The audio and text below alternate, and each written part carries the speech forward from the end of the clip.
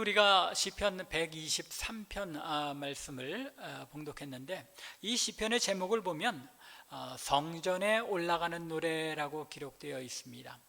성전에 올라가는 노래, 여러분들이 아시는 분들도 계시겠지만은 예루살렘 성전을 향해 올라가며 순례자들이 부르는 그런 노래입니다.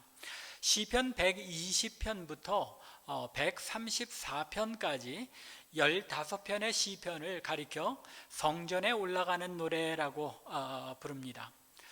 이 시편들은 이제 말씀드린 것처럼 1년에 3번 유대인들이, 이스라엘 백성들이, 남자들은 1년에 3번 하나님 앞에 예루살렘 성전으로 올라가게 되어 있죠.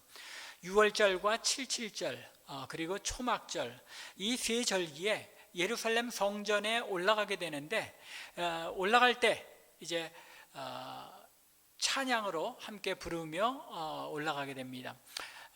예전에 이제 1973년 4년 그때 여의도에서 이제 엑스폴로 74니 그렇게 모일 때에 보면은 성도들이 교통이 다 차단돼서 그 한강대교를 걸어서 건넙니다.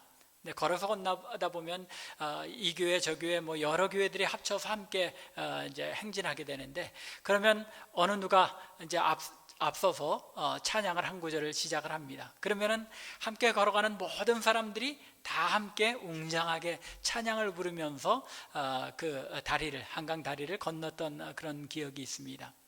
저에게는 그런 기억이 마치 이스라엘 백성들이 예루살렘 성전에 1년에 3번 올라갈 때, 각자 마을에서 출발할 때는 몇 사람 그저 이렇게 출발하지만 큰 도로로 나가고 또 이 왕의 대로를 거쳐서 예루살렘에 가까이 나가게 되면 아주 웅장한 무리가 함께 가며 이 시편들을 찬양하며 올라갔을 그런 모습이 충분히 상상이 됩니다. 이 시편들 15편의 시편을 보면 상당히 오랜 기간 동안 모여진 것을 알 수 있습니다. 이 15편 시편 중에 다윗의 시로 기록된 것이 4편입니다. 그리고 솔로몬의 지은 시가 또 한 편이 있습니다. 그리고 심지어 바벨론 포로에서 돌아온 시편 126편 경우죠. 바벨론 포로에서 돌아온 사람들이 찬양으로 기록한 그런 내용들도 있습니다. 그렇기 때문에 이 성전에 올라가는 노래, 이 노래는 한 700년 가까이 되는 여러 시편들 중에서 15편만 셀렉트 해가지고 포로에서 돌아온 이후에 시편 150편을 이제 한 권의 책으로 마무리할 때에 15편의 시편만 셀렉트해서 골라서 차례로 잘 배열해서 성전에 올라가는 노래하고 그렇게 묶은 것입니다. 아마도 다윗 시대에 예루살렘을 수도로 정하고 성막을 세웠을 때, 그리고 법궤를 그 성막 안에 드리게 되었을 때에 다윗이 지은 그 4편의 시편 또는 그 외에도 포함되지 않은 여러 노래들을 가지고 성전에 올라가면서 노래를 불렀을 것입니다. 그런데 시간이 가면서 점점 많은 시편들이 모이게 되었을 것이고, 또 바벨론 포로에서 돌아온 후에 이제 묶을 때에는 이렇게 15편의 시편을 따로 모아서 예루살렘에 올라가면서 마치 여러분들 쪽복음이라는 것 기억하시죠? 마태복음, 누가복음, 요한복음 따로 이렇게 이제 한 권의 책으로, 작은 책으로 묶어서 들고 다니면서 읽을 수 있도록 한 것처럼 이 시편, 성전에 올라가는 시들만 따로 묶어서 이제 유대인들이 찬양하면서 성전에 올라갈 때 불렀을 것으로 생각됩니다. 그 가운데서 이제 이 123편의 시편은 조금 독특합니다. 그 내용을 살펴보면 이 탄원시에 가깝습니다. 탄원시로 보아야 하는데, 여러분들 이제 매일 성경 묵상 가이드 주중에 읽으실 때 시편 50편대를 쭉 읽으셨는데, 그 묵상하는 가운데 탄원시라는 단어를 여러 번 들으셨을 겁니다. 하나님 앞에 나의 현재 처한 그 환난과 어려운 상황을 토로하고 탄원하면서 하나님 도와주소서, 하나님께서 이 모든 문제를 해결하실 것을 믿습니다 하고 찬양하는 그런 시들입니다. 이 탄원시의 요소가 지금 방금 말씀드린 대로 단순하게는 세 가지이죠. 하나님께 도움을 구하며 자기의 억울한 그 상황을 하나님 앞에 한탄하는 것입니다. 그리고 하나님께서 도우셔서 나를 구원하시고 이 어려움에서 벗어나게 하소서 하고 간구합니다. 그리고는 하나님께서 나를 구원하실 것에 대한 믿음과 확신의 찬양으로 마무리하게 되는 것입니다. 그런데 오늘 이 시편 123편을 보면 그 내용이 순서가 거꾸로입니다. 자신의 형편을 먼저 아뢰고 도움을 구하는 것이 아니라 자신의 형편, 억울한 형편을 가장 마지막에다 구합니다. 그리고 오히려 앞에 하나님을 향한 신뢰와 믿음을 표하는 내용이 앞서 나옵니다. 따라서 이 순서가 도치되어 있기 때문에, 바뀌어 있기 때문에 오늘 우리가 이 시편을 살펴볼 때에도 거꾸로 뒷부분에서부터 자신의 형편부터 시작해서 하나님의 도우심을 간구하는 그런 내용으로 살펴보고자 합니다. 이 시편 123편이 조금 뒤에 더 자세히 살펴보게 되겠습니다만, 바벨론에서 돌아온, 포로에서 돌아온 후에 기록된 시편으로 생각하면서 우리가 이 시편을 묵상해야 될 것 같습니다. 먼저 시인은 자신의 형편이 어떠한지에 대해서 판단합니다. 시인이 파악한 자신의 현실 상황은 어떻습니까? 3절 하반절과 4절이죠. 은혜를 베푸시고 또 은혜를 베푸소서. 심한 멸시가 우리에게 넘치나이다. 안일한 자의 조소와 교만한 자의 멸시가 우리 영혼에 넘치나이다. 자신의 삶의 형편을 돌아볼 때, 삶의 상황을 돌아볼 때 너무나도 참기 어려운 멸시와 조소, 조롱으로 가득 차 있다는 것입니다. 이런 삶의 상황, 어느 시대에나 있을 수 있죠. 아마 다윗 역시도 자신의 삶에 사울에 쫓겨다니는 그런 삶의 상황 가운데 하나님, 원수들이 나를 조롱하는 이 모습 내가 견디기 어렵습니다라고 그렇게 토로했을 수도 있습니다. 어느 시대에 어떤 상황에 처한 사람이든지 이 자신의 삶의 상황에 비친 이 멸시와 조롱에 대해서 하나님 앞에 한탄할 수 있기 때문에 시대적인 배경이 어느 시대든지 상관없다라고 생각할 수도 있습니다. 또 어떤 면에서는 그렇기 때문에 시편 123편이 많은 사람들에게 사랑받는 시편이기도 합니다. 왜요? 우리가 성도로 이 땅에 살아가면서 멸시와 조롱 가운데 살아가는 경우가 많기 때문입니다. 하지만 이 시편이 기록된 배경을 우리가 조금 더 특정해서 살펴보자면 바벨론 이후 시대에 기록된 것으로 보아야 한다는 것입니다. 왜냐하면 성전에 올라가는 시편이 15편이라고 말씀드렸는데, 이 시편들이 처음 시작되는 120편, 121편, 22편 이런 전개돼가는 과정을 보면 시편을 묶은 이 저자가 의도를 가지고 배열한 것을 볼 수 있습니다. 장소적인 특징을 가지고 배열한 것을 볼 수 있습니다. 시편 122편을 보면 내가 환난 중에 여호와께 부르짖었더니 내게 응답하셨도다. 또 나는 화평을 원할지라도 내가 말할 때에 그들은 싸우려 하는도다 하고 자신의 삶의 상황, 매일매일의 삶의 상황 속에서 사람들과 또 이웃들과 살아가는 그 부대끼는 삶에 대해서 기록합니다. 그런데 121편에 들어가 보면 이런 삶의 고달픈 상황 속에서 시인이 121편에서는 어디를 바라봅니까? 내가 산을 향하여 눈을 들리라. 여호와 하나님께서 계시는 그 시온 산을 향하여 내게 도움을 주시는 여호와께로 그 산을 바라본다 하고 고백을 합니다. 삶의 상황 속에서 이제는 하나님이 계신 그 성전이 있는 시온산을 바라보며 이제 찬양을 합니다. 시편 122편을 보면 1절에 사람이 내게 말하기를 여호와의 집에 올라가자 할 때에 내가 기뻐하였도다 라고 말합니다. 이제는 어떤 상황입니까? 산을 바라보며 위안을 얻는 데서 그치는 것이 아니라 일상생활을 멈추고 이제 우리가 이 절기에 하나님께로 올라가자라고 주변 사람들이 이야기하자 그 사실에 기뻐하며 올라갑시다 하고 함께 마음을 다짐하는 그런 내용이 122편에 등장합니다. 그러면 이제 123편은 어디가 되겠습니까? 여호와의 성전에 올라가서 하나님을 바라보는, 예루살렘 성전에 도착해서 하나님의 성전에서 1절의 표현처럼 눈을 하나님께로 향하고 있는 것입니다. 하나님의 보좌를 바라보고 있는 것입니다. 따라서 시편 123편의 3절과 4절에서 언급하고 있는 심한 멸시와 조소는 일상생활 중에 자신이 당한 멸시와 조소라기보다는 시인이 예루살렘 성전을 향하여 순례길을 행하여 올라가면서 주변 삶의 상황과 또 예루살렘을 보면서 느낀 그런 조롱과 멸시라는 것입니다. 성전에 올라가면서 이런 조소와 멸시를 느꼈다면 어느 시대가 될 수 있겠습니까? 바벨론 포로에서 돌아오고 난 이후라는 것입니다. 느헤미야서에 보면 잘 기록되어 있죠.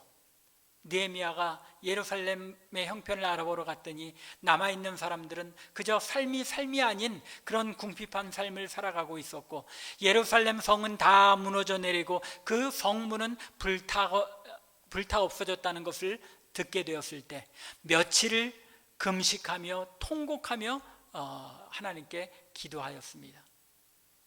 그래서 어떤 분들은 이 시편 123편이 느헤미야가 기록한 시편일 것이다 라고 이야기하기도 합니다. 성전에 예배하러 올라가는데 무너져서 황폐해진 주변의 이 동네들의 모습, 그리고 예루살렘 성벽과 집들을 보게 됩니다. 더욱이 아직 다 세우지 못한 예루살렘 성전, 무너져 내린 그 모습 그대로의 성전을 보면서 시인은 주변 민족과 이방 사람들이 비웃고 조롱하고 멸시하는 눈길과 행동을 느끼게 된 것입니다. 특별히 4절에 보면 안일한 자의 조소라고 말하죠. 삶이 쉬운 자들입니다. 삶의 형편이 살만한 자들이라는 것이죠. 이스라엘 백성들이 아니라 이방 민족들이 예루살렘에 또 예루살렘 성에 들어와서 살게 되고 유대 땅에 와서 살게 됐는데, 그 아시리아 사람들 또 바빌론 사람들이 와서 살게 된 그 사람들은 관리들이고 삶이 편안한 사람들이었죠. 그러다 보니까 저들이 교만한 마음으로 또 안일한 삶 가운데서 봐라, 너희 하나님이 어디 있냐, 무너진 성전과 예루살렘 성을 보면서 이 이방인들이 너희 하나님이 있다면 과연 너희가 이렇게 패망한 상태로, 이렇게 황폐한 상태로 수십 년이나 방치되었겠느냐 하고 그 마음에 조롱하는 것을 이 시인이 마음에 깊이 느끼게 되었다는 것입니다. 현실의 상황을 보건대 하나님의 백성들이 수치스러운 그런 삶 속에서 하나님마저도 멸시와 조롱을 당하는 이런 상황이 마음속 깊이, 뼛속 깊이 느끼게 되었다는 것입니다. 그리고 이러한 현실의 상황으로 인하여 탄식하며 속에서 분하고 억울해서 하나님께 울부짖는 것입니다.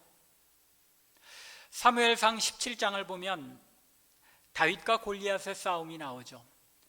블레셋과 이스라엘의 싸움이 있을 때 골리앗이 나와서 이스라엘의 군대를 모욕합니다. 너희 중에 한 사람이 나와 싸워 이기면 블레셋이 너희의 종이 되고, 너희가 그 사람이 나에게 패하면 너희가 블레셋의 종이 되기로 하자 하고 이야기할 때에 다윗이 이 이야기를 듣고 어떻게 대답합니까? 이 할례받지 않은 블레셋 사람이 누구이기에 살아계시는 하나님의 군대를 모욕하겠느냐 하면서 하나님의 백성들, 하나님의 군대가 모욕당하는 것이 하나님께서 친히 모욕당하는 것으로 여기며 분기탱천했던 것입니다. 열왕기하 18장을 보면 아수르 왕 산헤립이 이스라엘을 쳐들어왔을 때 군대 장관 랍사게를 보내서 이스라엘의 길을 꺾으려고 하죠. 이 랍사게가 히브리어를 잘해서 유대인의 말로 히브리어로 이 백성들과 히스기야 왕을 모욕합니다. 히스기야 왕이 너희로 하여금 반드시 여호와 하나님께서 이스라엘을 건지실 것이라고 말한다고 해도 그것을 믿지 말라고 합니다. 그러면서 이스라엘을 저주합니다. 이 말을 들은 왕궁의 국내 책임자 엘리야김과 서기관 셈나 그리고 사관 요시아가 옷을 찢으며 하나님 앞에 히스기야 왕 앞에 나아가서 보고합니다. 그리고 그 말을 들은 히스기야 왕 역시 옷을 찢으며 하나님께서 모욕과 조롱을 당한 것으로 여기며 오늘은 환난과 징벌과 모욕의 날이라고 선언합니다. 그리고는 하나님 앞에 금식하며 기도하는 것입니다. 이것이 하나님의 백성들이 자신들이 모욕을 당하고 하나님께서 그것으로 인하여 하나님께서조차 모욕을 당하는 상황에 대하여 분하게 여기며 원통하게 여겼던 모습인 것입니다. 하나님의 백성이 조롱당하면 그것이 곧 하나님께서 모욕을 당하고 조롱을 받은 것입니다. 마치 다윗처럼 히스기야 왕처럼 시편 123편을 지은 시인도 예루살렘 성전에 오르면서 주변 민족들과 이방인들이 황폐해진 예루살렘 성전을 보며 저들을 조롱하고 모욕하는 이런 상황을 보면서 분개하며 탄식하고 있는 것입니다. 저는 오늘 이 시편 기자의 탄식을 보면서 오늘날 교회의 형편을 돌아보았습니다. 아니, 우리 모두가 이 시편이 단지 2000여 년 전에 2500년 전에 이스라엘 백성들에게 있었던 일만이 아니라 오늘날 우리에게 일어나고 있는 일인 것을 알아야 하는 것입니다. 예전에도 자주 말씀드렸죠. 한국교회가 믿지 않는 사람들로부터 개독교라고 모욕을 받는 그런 수준이었습니다. 그런데 이제는 그 수준을 넘어서 도덕성이 떨어진 이 교회들을 향하여 사람들이 침을 뱉고 지나가는 그런 형편이라고 하는 것이 오늘날 한국 교회와 성도들의 모습입니다. 코로나 시대에 교회가 얼마나 손가락질을 받을 일들을 했는지 자세하게 언급 안 하겠습니다. 단순하게 지난 2020년도 2월에 있었던 한국 사람들의 이 교회와 성도를 향한 신뢰도 조사를 살펴보면 한국 교회를 신뢰한다는 사람은 31.5%밖에 되지 않는다는 것입니다. 반면에 나머지 모든 사람 67, 8% 이상이 교회를 그리고 하나님의 백성들을 신뢰하지 않는다고 답하였다고 합니다.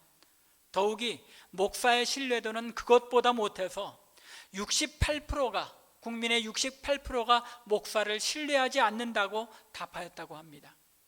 이것이 우리의 현실 상황인 것입니다. 교회와 성도와 목사가 세상으로부터 모욕을 당하고 따라서 우리 하나님께서 바로 우리들 때문에 모욕과 조롱을 당하고 있는 것이 오늘날 우리의 현실인 것을 우리가 깊이 깨달아야 한다는 것입니다. 이런 시대에 다윗처럼 히스기야처럼 그리고 오늘 시편 123편의 시인처럼 하나님 앞에 울부짖으며 탄식하는 사람조차 없는 것이 오늘날 이 시대에 우리가 처한 문제인 것입니다. 간절히 원하기는 시편 123편의 시인처럼 교회와 성도가 모욕과 조롱을 당하며 하나님께서 우리로 인하여 조롱당하는 이 시대의 상황을 탄식하며 하나님께 울부짖을 수 있는 참빛교회와 우리 모두 되기를 주님의 이름으로 간절히 축원합니다. 시인은 이러한 상황 속에서 하나님 앞에 탄식하며 울부짖습니다. 하지만 거기에 머물러 있지 않습니다. 이러한 현실을 어떻게 타개할 수 있을지 스스로를 돌아봅니다. 그의 첫 번째 판단은 하나님의 은혜를 구하는 것이었습니다.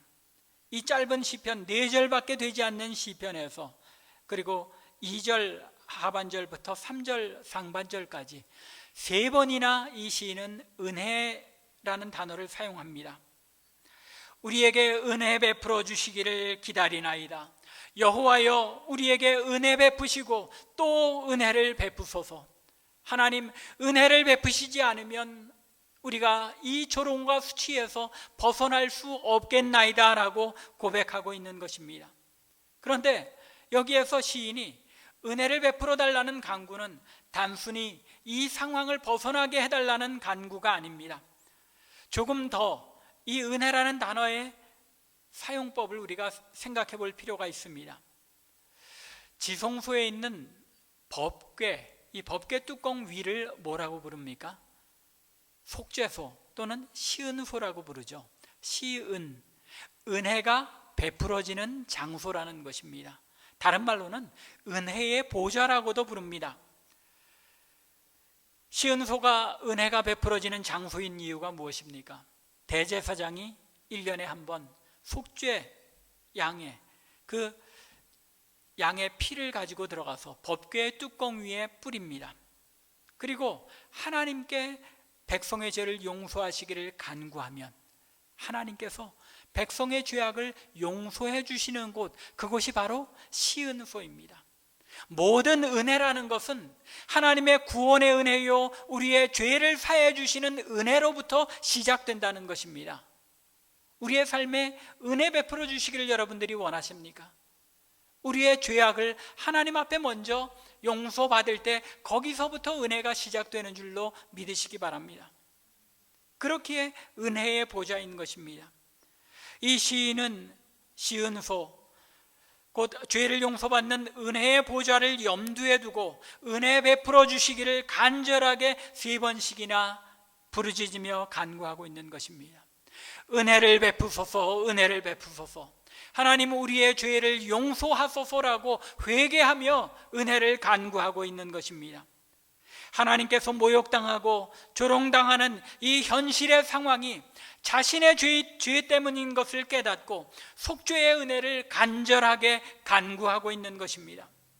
느헤미야가 그랬죠. 느헤미야 1장에 보면 아까 말씀드린 대로 예루살렘의 상황을 듣고는 하나님 앞에 금식하며 기도하는데 그 일성이 무엇입니까? 하나님이여 나의 죄를 용서하소서.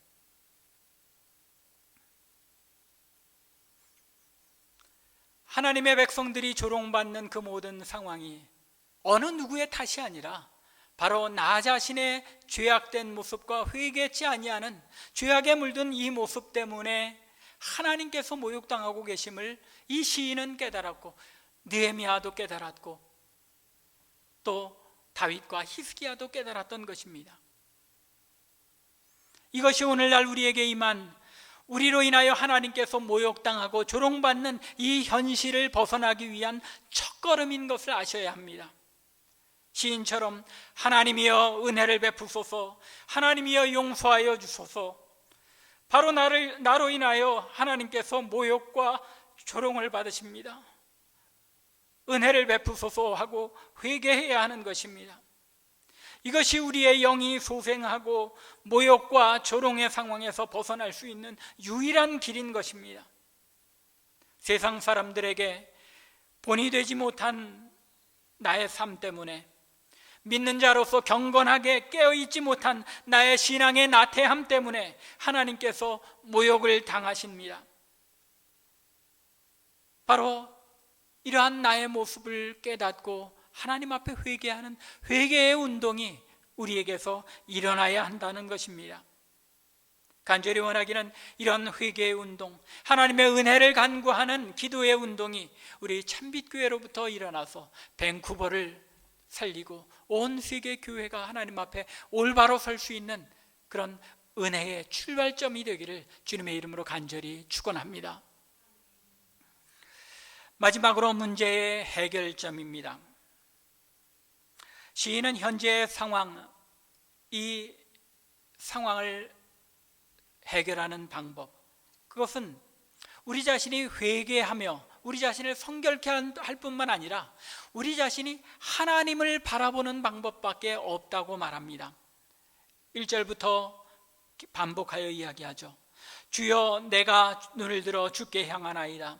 상전의 손을 바라보는 종들의 눈같이, 여주인의 손을 바라보는 여종의 눈같이 우리의 눈이 여호와 우리 하나님을 바라보며 우리에게 은혜 베풀어 주시기를 간구하나이다, 기다리나이다. 하나님께서 행하여 해결하시는 방법밖에는 다른 방법이 없는 것임을 알고 자신이 하나님을 바라보는 그 마음을 종이 주인의 손을 바라보는 것처럼 여종이 여주인의 손을 바라보는 것 같다고 비유로 설명합니다. 여기서 바라본다는 그 눈길에는 다양한 의미가 담겨 있죠. 제가 묵상하면서 몇 가지를 생각해 보았습니다. 바라본다는 것, 어떤 의미입니까? 갈망한다는 것이죠. 하나님께서 우리의 회개를 받으시고 우리를 성결케 하시고 이 상황을 끝내주시기를 갈망하는 눈으로 바라보고 있다는 것입니다. 또 바라본다는 것은 믿음을 나타내는 표현이죠. 하나님께서 해결하실 수 있음을 믿기에, 확신하기에 하나님의 손만을 바라보고 있다는 것입니다. 더 나아가서는 이 상황 속에서 하나님께서 행하실 때까지 우리는 가만히 기다려 하나님께서 하나님의 일을 행하시는 것을 바라볼 수 없습니다라고 고백하는 인내의 눈길이기도 한 것입니다. 잘 기억하시기 바랍니다. 우리가 하나님을 바라보고 예수를 바라보는 것은, 그것은 믿음의 확신을 가지고 바라는 것이기도 하고 동시에 인내를 가지고 바라며 또 소망과 갈망을 가지고 바라보는 눈길이라는 것입니다. 또한 여기에는 손이라는 표현이 사용되었죠. 상전의 손을 바라본다고 말씀합니다. 구약 성경에서 하나님의 손, 무엇을 가리킵니까? 하나님의 능력, 권능을 가리키죠. 하나님께서 권능의 손으로 이 문제를 해결하시기를 갈망하며 인내하며 믿음으로 바라본다는 것입니다. 단지 우리가 해야 할 것은 무엇입니까? 하나님이여 은혜를 베푸소서, 은혜를 베푸시기를 기다리나이다 하고 우리 자신이 회개하며 성결케 하며 하나님을 바라보고 기다리는 것밖에는 방법이 없다는 것입니다. 하나님께서 해결하실 것을 믿고 확신하는 가운데 자신의 죄를 회개하며 하나님만을 바라보는 우리 믿는 사람들이 되어야 한다는 것입니다. 그렇기에 동일하게 히브리서 기자도 예수를 바라보라 라고 말씀하시죠. 십자가를 바라보라. 거기에서부터 은혜가 시작되고 그 은혜로 말미암아 우리가 하나님의 자녀로서 회복된 삶을 누릴 때에 하나님께서 권능으로 이 모든 멸시와 조롱의 상황을 해결하신다는 것입니다. 하나님을 바라볼 수 있기 바랍니다. 예수를 바라볼 수 있기를 바랍니다. 우리는 너무 우리들 자신들만을 바라보고 있지 않습니까? 눈을 들어 하나님을 향하고 하나님을 바라볼 때에 우리의 현실이 비로소 보이게 됩니다. 내가 내 현실의 삶에 빠져서는 내가 죄악 가운데 있는지, 내가 어떤 길을 가고 있는지 그것조차도 판단하지 못하고 볼 수 없습니다. 하나님을 바라보고 예수 그리스도를 바라볼 때에 나의 현실의 삶의 모습이 보인다는 것입니다. 죄악 가운데 방황하고 죄악 가운데 넘어지고 있는 나의 모습이 보이고 우리는 하나님 앞에 은혜를 간구할 수밖에 없는 자리에 서게 된다는 것입니다.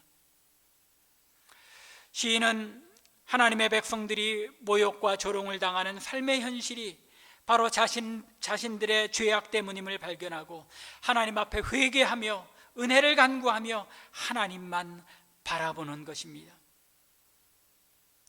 하나님의 백성이 모욕과 조롱을 당하는 이 시인의 삶의 상황이 동떨어진 삶이 아닌 것을 꼭 우리가 깨달을 수 있기 바랍니다. 지금 바로 우리가 처한 이 삶의 현실 상황이 바로 동일한 상황이라는 것을 우리가 분명하게 깨닫고 하나님 앞에 하나님만을 바라고 의지하며 회개해야 하는 것입니다.